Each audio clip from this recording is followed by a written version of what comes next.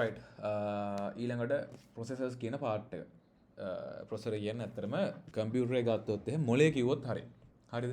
එතකොට අපි මේවා ප්‍රොසාල අතරම ගත්තොත් එහෙම අපිට මාකට් එකේ අදට බලා ගන්න පුළුවන් තියෙන්නේ ජාත් තුනයි. මේ ලෝකේ තියෙන ජාත් තුනයි. එකක් තමයි Intel ඒවා, අනික තමයි Ryzen නැත්නම් AMD ඒවා, අනික Apple එකේ තියෙන මෙන්න මේ Apple ප්‍රොසෙසර් එක. ඔච්චරමයි මේ ලෝකෙට තියෙන්නේ. එතකොට අපි සාමාන්‍යයෙන් PC build එක ගියොත් අනිවාර්යයෙන්ම මේක Intel එකක් නැත්නම් Ryzen එකක් විය යුතුමයි. Apple ඉතින් ලැප්ටොප් වල එනවා. ඉතින් ඒක අපේ තාම මේක නැහැනේ. එතකොට ඔය ජාති දෙක තමයි මේන්ලි තියෙන්නේ. අන්න ඒකයි මේ දාලා තියෙන්නේ. ප්‍රොසෙසරේ බ්‍රෑන්ඩ් දෙකයි මේන්ලි තියෙන්නේ. Intel එක, AMD එක. Intel ගත්තොත් එහෙම ඒකේ අපිට ලෙවල් ටිකක් තියෙනවා. අපි ඔයාලා දන්නවා Core i3, Core i5, Core i7, Core i9 කියන ලෙවල් ටික. ඊට පස්සේ AMD පැත්තෙන් ගත්තොත් එහෙම Ryzen 3, Ryzen 5, Ryzen 7, Ryzen 9 කියන සීරීස් එක. එතකොට අපි ඔයාලා දන්නවා මේ නම්බරේ ලොකු වෙන්න performance පැත්ත වැඩි. කෙනෙක් ඇවිල්ලා අහනවා මට i3 ලැප්ටොප් එකක් දෙන්න, i5 ලැප්ටොප් එකක් දෙන්න, i7 ලැප්ටොප් එකක් දෙන්න, i9 ලැප්ටොප් එකක් දෙන්න.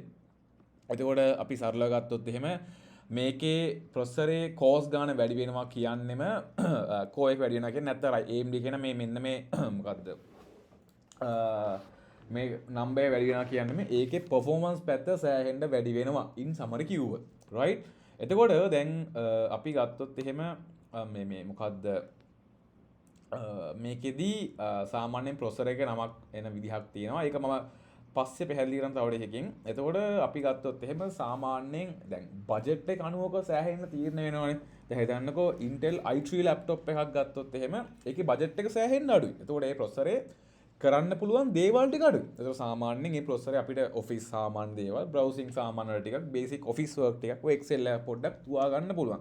හැබැයි කෙනෙක් ඉන්නවා එයා කියනවා මට පොඩි ඩිසයිනින් වල ටිකක් කරන්න. මට Photoshop එකේ පොඩි softwares පොඩ්ඩක් පොඩි hard softwares ටිකක් run කරගන්න ඕන. අන්න ඒගොල්ලෝ සාමාන්‍යයෙන් ඔය i5, i7 වගේ range වලට පයින් try කරනවා. අනිත් පැත්තෙන් ගත්තොත් i7, i9 තියෙනවා. ඕකෙම Ryzen පැත්තෙන් ගත්තොත් i3 වගේ සාමාන්‍යයෙන් සමානයි Ryzen 3 වගේ level එකට මේ තියෙන්නේ. i5 වගේ සාමාන්‍යයෙන් සමානයි Ryzen 5 වගේ level එකට. i7 නම් Ryzen 7 වගේ level එකට සමානයි. ඉතින් මේකේ i9 නම් Ryzen 9 level එකට සමානයි. ඕක තමයි සමරියක් වශයෙන් අපිට කියන්න තියෙන්නේ level එකකින් level එක up වෙලා යද්දි. ඉතින් ඒකත් සාමාන්‍යයෙන් number big වෙද්දි අපි දන්නවා ඒක performance පැත්ත වැඩි. ඒ කියන්නේ හොඳ ගණනුත් වැඩි, performance පැත්තත් වැඩි. ලොකු වැඩ කරන්න පුළුවන් උඩට යන්න. හරිද? එතකොට දැන් අපි ගත්තොත් එහෙම ඔය ඕකට අමතරව සාමාන්‍යයෙන් suffix කියලා එකක් එනවා. ඒ කියන්නේ සාමාන්‍යයෙන් හැම processor-එකේම අපි ගත්තොත් එහෙම letters at the end of the processor. processor අග තියෙන letter එක දැන් ඔයා දැකලා ඇති උදාහරණයක් ගත්තොත් එහෙම Intel i5 12400යි මෙන්න මේ F එක. F කියලා එකක් තියෙනවා. මොකද්ද ඒ කතාවේ තේරුම? ඒක ඇවිල්ලා මම මෙහෙම කියන්නම් ඔයාලට.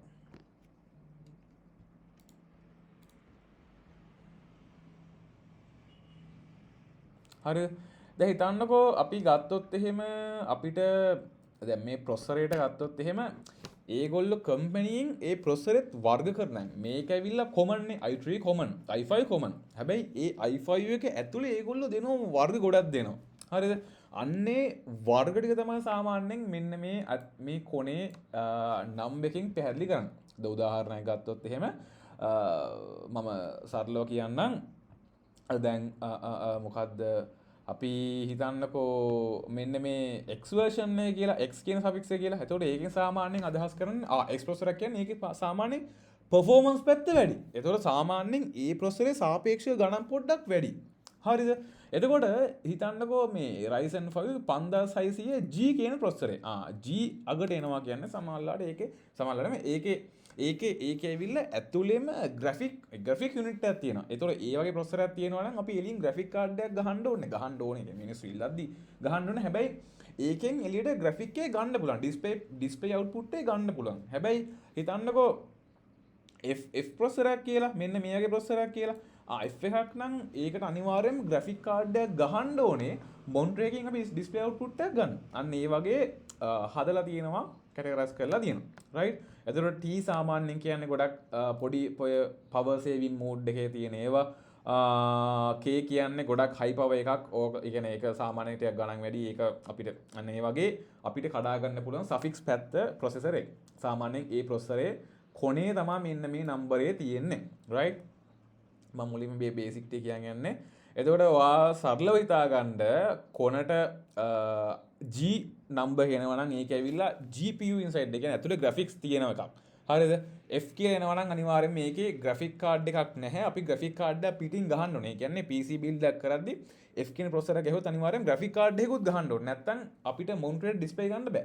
හැබැයි G කියන processor එක ගැහුවොත් ගහලා තිබ්බොත් එහෙනම් ග්‍රැෆික් කාඩ් එකක් ඕනේ නැහැ. අපිට නිකන් සරලව mounted display output එක ගන්න පුළුවන්. හැබැයි සමහරව ඉන්නවා යාට හොඳ powerful ලොකු වැඩ කරන graphic design වැඩ කරන්න ඕන නම් එයාට පුළුවන් K processor එකක් ගහගන්න. අන්න අපි සරලව ගත්තොත් කියන කතාව. එතකොට දැන් අපි දන්නවා පරම්පරා පැත්තෙන් ගත්තොත් එහෙම ජෙනරේෂන් එනවා Intel වේවා AMD වේවා දැන් ඔයාලා දන්නවා 8 gen 10 gen 11 gen 12 gen 13 gen 14 gen එහෙම පරම්පරා තියෙනවා දැන් මේ මම මේ කතා කරන level එකේ 14 gen එක දැන් ඔය එන ගමන් තියෙන්නේ right දැන් 13 gen තමයි සෑහෙන ප්‍රසිද්ධයි right එතකොට දැන් මෙතන ගත්තොත් එහෙම මේ processor generation එක අවුරුදු කාලෙන් කාලේ ඒගොල්ලෝ අලුත් කරලා අලුත් එකක් එළියට දානවා. ඒක තමයි අපි සාමාන්‍යයෙන් generation කියලා කියන්නේ. ඉතින් මේ processor එකේ generation එක up වෙනවා කියන්නේ 11න් 12ට පගිනවා කියන්නේ ඒකේ update එකක් ගිහිල්ලා ඒකේ performance වැඩි වෙලා අර අලුත් support කරනවා ඒකේ speed වැඩි වෙලා ඒක තමයි mean කරන්නේ. එතකොට දැන් ඔයාට බලා ගන්න පුළුවන් අපි සරලව ගත්තොත් එහෙම Intel එකේ නම් ඒකේ කෝඩ් එක ඔයාට එන්නේ මේ බලන්න මේ වගේ නමක් නෙන්නේ i5 ඊට පස්සේ dash 12400. එතකොට ඕකේ gen එක සඳහන් වෙන්නේ මෙන්න මේ part එකේ. gen එක කියන්නේ මෙන්න මේ part එක. දැන් මේ processor එක ඇවිල්ලා i5 12 gen processor එකක්. හරිද? මේකේ වරද්දලා මේක මෙහෙම දාන්නම් 12 කියලා 12 gen processor එකක් මෙන්න මේක.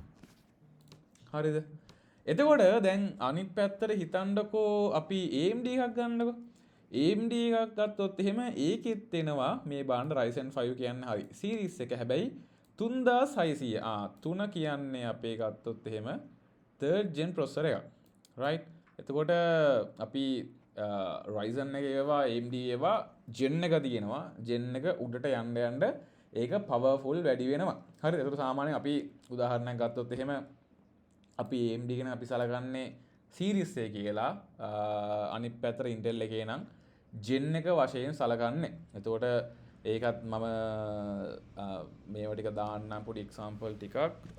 ඊට පස්සේ ඒ දෙකත් එක්ක parallelly අපිට යන්න හිතන්න තියෙන දේවල් ටිකක් තමයි cores සහ threads කියන දේ. right? cores සහ threads. හරිද? එතකොට cores සහ thread කියන්නේ අපි ගත්තොත් එහෙම cores and threads කියන්නේ මම පොඩි සරලව ගත්තොත් එහෙම අපිට පොඩි අපි මෙහෙම හිතන්නකො නිකන් අපි මේකෙන් මෙමු core කියන්නේ අපි ගත්තොත් එහෙම මේකේ තියෙන ඇතුලේ මොලේ කිව්වොත් හරි වර්ල මේ සරලව ගත්තොත් එහෙම thread එකක් කියන්නේ thread එක වැඩි වෙනවා කියන්නේ අපිට multitasking ගොඩක් කරන්න හැකියාව වෙනවා කියන දේ. ඒක ගොඩක් හිතන්න ඕනේ නැහැ.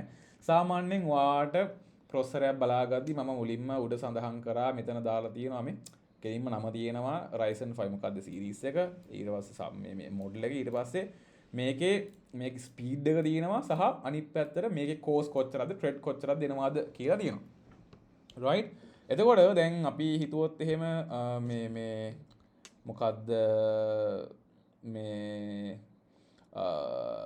කෝස් ගාන හිතන්නකෝ දැන් සමහර i3 එකේ core 4යි thread 8යි. ඔන්න ඒක entry level එකේ performance තියෙන processor එක. හැබැයි හිතන්නකෝ මේ i5 එකේ cores 10ක් එනවා thread 16ක් එනවා. ඔන්න අරකට සාපේක්ෂව මේකේ multitasking වැඩි. මේකේ වැඩ කරන්න පුළුවන් level එක වැඩි. ඔන්න මේකේ Ryzen 5 එකේ cores 6යි thread 12යි. අන්න ඒ වගේ අපිට මේ cores ගාන වැඩි වෙනවා කියන්නේ thread ගාන වැඩි වෙනවා කියන්නේ ඒකේ smoothly multitasking කරන්න පුළුවන් හිර වෙන්න නැති ගතිය අඩු වෙනවා. speed එක වැඩි. ඕක තමයි සරලව කියන්න තියෙන්නේ. ඊට පස්සේ කෑෂ් මෙමරි කියලා අපි හිතන්න තියෙනවා කෑෂ් මෙමරි කියන්නේ සරලව ගත්තොත් එහෙම මම මෙහෙම කියන්නම් CPU එකේ data store කරන temporary මතකය කිව්වොත් හරි දැන් මම පොඩි example එකක් දාලා තියෙනවා හිතන්න Google Chrome එක මම everyday open කරනවා නම් CPU එක එයා ඔළුවේ මතක තියා ගන්නවා හරි මේ මොකක්ද මේ මොකක්ද ස්ටාර්ට් කරද්දිම මේ ඩේට් මේ මොකක්ද මේ ඩේට තියාගන්න ඕන කියලා ක්‍රෝම් එක. එතකොට එයා ෂණික ලෝඩ් කරන්න යන්න නැහැ ක්‍රෝම් එක කෙලින්ම මේ SSD ගිහිල්ලා නැත්නම් RAM එකට ගිහිල්ලා කෙලින්ම ප්‍රොසෙසරෙන් දෙනවා. ඉතින් ප්‍රොසෙසර කියන්නේ මේන් තැනනේ. කෙලින්ම එක අසාමාන්‍ය ස්පීඩ් එකෙන් ලෝඩ් වෙනවා. එතකොට සාමාන්‍යයෙන් කෑෂ් මෙමරියත් වැඩි කියන්නේ ඒ ප්‍රොසෙසරේ තියෙන ස්පීඩ් එක වැඩි වෙනවා. අපි සාමාන්‍යයෙන් කෑෂ් මෙමරි මයින්නේ MB 32යි MB 18යි ඔහො 96 ඔන්නෝම තියෙනවා. ඉතින් ඒ කෑෂ් මෙමරියත් වැඩි වෙනවා කියන්නේම ඒකේ තියෙන ස්පීඩ් එක පර්ෆෝමන්ස් එක සෑහෙන්න වැඩි වෙනවා කියන දේ. රයිට්. එතකොට ඒ දේවල් ටික ඔලුවට දාගන්න ඕනේ. ඊට පස්සේ අපි ගත්තොත් එහෙම ආයෙ අපිට මේකේ කියා කරන්න ඕන දේවල් දෙකක් තියෙනවා. සොකට් ටයිප් කියන දේ. සොකට් ටයිප් කියන්නේ සරලව ගත්තොත් එහෙම මම මෙහෙම කියන්නම්. සොකට් එකක් කියලා කියන්නේ අපේ දැන් හිතන්නකෝ මද දැන් මේ මොකද්ද ප්‍රොසෙසර් එක and මදර්බෝඩ් එක එකට ෆිට වෙන්න එපා. අපි සරලව ගත්තොත් කරන්නේ ඒකනේ. මෙහෙම ප්‍රොසෙසර් අපි මදර්බෝඩ් එකට ෆිට කරනවා. එතකොට මේ ප්‍රොසෙසරේ තියෙන පින් ටික මේ මදර්බෝඩ් එකට වදින්න නම් ඒ දෙක එකට ටැලි වෙන්න ඕනේ. අපි ඒක හින්දා මදර්බෝඩ් එකේ ප්‍රොසෙසරයි අපි ඒකට කියන්නේ සොකට් එක කියලා කියන්නේ. සොකට් එක දෙපැත්තට සමාන වෙන්න ඕනේ. නැත්තම් ෆිට වෙන්නේ නැහනේ. අන්න ඒ දෙක අපි මේ දෙකේ බලනවා. හරිද? සොකට් ටයිප් කියන්නේ ඒකට. ඒතකොට සොකට් ටයිප් එක ඇවිල්ලා මදර්බෝඩ් එකෙත් මේක සේම් වෙන්න ඕනේ. ප්‍රොසෙසරෙත් මේක සේම් වෙන්න ඕනේ. ඒතකොට සාමාන්‍යයෙන් මේ වෙලාව අපි ගොඩක්ම සොකට්ස් කරන්නේ LG 1400 කියන සොකට් එක තමයි අපි ගොඩක් වෙලාවට මේ Intel පැත්තෙන් කරන්නේ. AMD පැත්තෙන් ගත්තොත් එහෙම AM4 කියන සොකට් එක තියෙනවා. AM5 කියන සොකට් එක තියෙනවා. සාමාන්‍යයෙන් එතකොට අපි දැනගන්න ඕනේ ප්‍රොසෙසර් එකක් ගද්දි ඒකට මොන සොකට් එකද ගහන්න ඕනේ. ඒතකොට මොන සොකට් එකේ එකක්ද මේ මදර්බෝඩ් එක ගහන්න ඕනේ. අන්න ඒක අපි ඔලුවට තියාගන්න ඕනේ. සාමාන්‍යයෙන් පොඩි චීට් ෂීට් එකක් අපි තියාගෙන මේන්ටේන් කරමු. කොහොමත් සොකට් කියන්නේ මදර්බෝඩ් එකයි CPU එකයි එකට ෆිට කරන පාර්ට් එක කිව්වොත් හරි ටයිප් එක. ඒතකොට මේ දෙක එකට ටැලි වෙන්න ඕනේ. අනිත් පැත්තට මේ හැම ප්‍රොසෙසරයක්ම අපි ගත්තොත් එහෙම එන්නේ ආකාර දෙකකට. එකක් තමයි බොක්ස් එකත් එක්ක එන්නේ. බොක්ස් එකත් එක්ක ආවොත් එහෙම ඔයාලට බලා ගන්න පුළුවන් බොක්ස් එකේ කූලින් ෆෑන් එකක් තියෙනවා. හැබැයි බොක්ස් එක නැතුව ජස්ට් අර නිකන් කෙලින්ම ට්‍රේ ප්‍රොසෙසර් එකක් එන්න පුළුවන්. ට්‍රේ කියන්නේ කෙලින්ම ජස්ට් මුකුත්ම නිකන් අර ෆ්ලැට් ප්‍රොසෙසර් එකක් තමයි එන්නේ. මම මෙතන මේ කලින් පෙන්නුවාගේ මේ වගේ සරලව මුකුත් බොක්ස් එකක් නැති වෙන්නේ. නැත්තම් කෙලින්ම ලස්සනට බොක්ස් එකත් එක්කලා කූලින් ෆෑන් එකක් එක්ක තමයි එන්නේ. දැන් කියන්නේ බොක්ස් එකත් එක්ක යනවා කියන්නේ මෙන්න මේ වගේ ලස්සන බොක්ස් එකක් එක්ක මෙතන කූලින් ෆෑන් එකකුත් තියෙනවා. CPU කූලින් ෆෑන් එකකුත් තියෙනවා. ඕක තමයි මේන් වෙනස. ඒතරෝ සාමාන්‍ය උඩට දාගන්න දෙයක් තමයි කෝස් වැඩි කියන්නේ ස්මූත්ලි අපිට වැඩ කරන්න පුළුවන්. ජෙනරේෂන් එක වැඩි කියන්නේ පර්ෆෝමන්ස් වැඩි වෙනවා එන්න එන්න. ඊට පස්සේ අපි අර සෆික්ස් එක අපි කතා කරා G කියන ග්‍රැෆික් කාඩ් තියෙන එක, F කියන්නේ no ග්‍රැෆික් කාඩ් නැති එක. ඊට පස්සේ සොකට් එකට ටැලි වෙන්න ඕනේ මදර්බෝඩ් එකත් එක්කලා. ආය අනිත් පැත්තට බොක්ස් එකයි ට්‍රේ එකයි එකට ටැලි වෙන්න ඕනේ. හරිද? එතකොට දැන් හිතන්නකෝ දැන් මම උදාහරණයක් ගත්තොත් එහෙම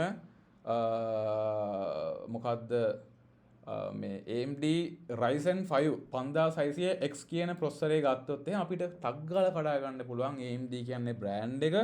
හරිද? මම කලින් කතා කරා. Ryzen 5 කියන්නේ සීරීස් එක මේකේ තියෙන. ඊට පස්සේ ප්‍රොසෙසරේ මොඩල් එක තමයි 5600 කියන එක. ඒකේ සෆික්ස් එක තමයි X කියන්නේ. ඒක ඔන්න ෆාස්ට් පර්ෆෝමන්ස් තියෙන මේ ප්‍රොසෙසර් එක. එතන අනිත් පැත්තට අපි ගත්තොත් එහෙම Intel පැත්තෙන් කතා කරොත් එහෙම මෙන්න මේ වගේ නමක් තමයි එන්නේ. හරිද? ඔය නම සැලකුවොත් එහෙම මේක Intel කියන්නේ මේකේ බ්‍රෑන්ඩ් එක, Core i5 කියන්නේ මේකේ සීරීස් එක, 13 කියන්නේ මේකේ Gen එක. මම කලින් කතා කරා මෙතන Gen එක. ඊට පස්සේ ඒකේ තියෙන වේරියේෂන් එක මේ නම්බරේ වැඩි වෙනවා කියන්නේ ප්‍රොසෙසරේ ගුණාත්මක භාගය කියන්නේ ස්පීඩ් එක වැඩි වෙනවා කියන එක. IF කියන්නේ සෆික්ස් එක. ඔච්චරයි අපිට ප්‍රොසෙසරේ පැත්තෙන් කියා කරන්න තියෙන්නේ. ඉතින් ඔය ටික දැනගත්තා කියන සාමාන්‍යයෙන් මෙන්න මේ උඩම තියෙන ප්‍රොසෙසරේ මේ නම අපිට හදාගන්න පුළුවන් වෙනවා. දැන් සාමාන්‍ය අපි ප්‍රොසෙසරයක් නම් කරද්දි AMD Ryzen 5 මේ ප්‍රොසෙසරේ මේක ස්පීඩ් එක GHz මෙච්චරක් දක්වා තියෙනවා. කෝස් මෙච්චරයි, ට්‍රෙඩ්ස් මෙච්චරයි. මේකේ මෙච්චර කෑෂ් මෙමරියක් තියෙනවා. බොක්ස් එක නැත්තම් අපි මෙන්ෂන් කරනවා without box කියලා. බොක්ස් එක තියෙනවා නම් කිසිම දෙයක් මෙන්ෂන් කරන්න. අපේ ප්‍රැක්ටිස් එක අන්න එක තමයි. ඒක පොඩ්ඩක් ඔළුවේ තියාගන්න. මොකද සාමාන්‍ය ප්‍රොඩක්ට් එකදී ගම බොක්ස් එකක් එනවා. ඒකයි මෙන්ෂන් කරන්න දෙයක් නැහැනේ. හැබැයි බොක්ස් එකක් නැත්තම් අපි ඒක මෙන්ෂන් කරලා දාන්න ඕන. අපේ ප්‍රැක්ටිස් එක අන්න ඕක. එතකොට සාමාන්‍යයෙන් මං කිව්ව දේ සරලව ගත්තොත් එහෙම මං හිතන්නේ තේරෙන්නේ නැති ඉක්මනට ගියා මොකද්ද Core i5 වේවා Ryzen වේවා ඔය දේ ඔළුවේ තියාගන්න.